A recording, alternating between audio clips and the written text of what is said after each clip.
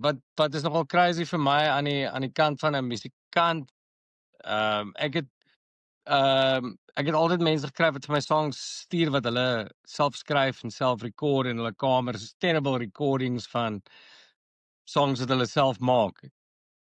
Jy weet, dis min gewees dat daar iets cool is, maar jy weet, ten minste was dit real. Jy weet, nou stuur mense vir my AI songs wat hulle maak en dit is vir my definitief erger om te sluk daaraan. Jy weet, daar is net vir my nie veel soul daarin nie.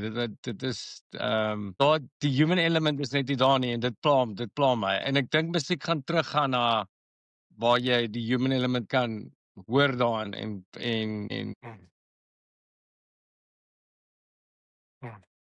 ek is nie regtig soos gepla daaroor nie, maar ek dink dit gaan maar net dis maar net soos nog artist. Die robots is nou maar deel van die ouens wat op die charts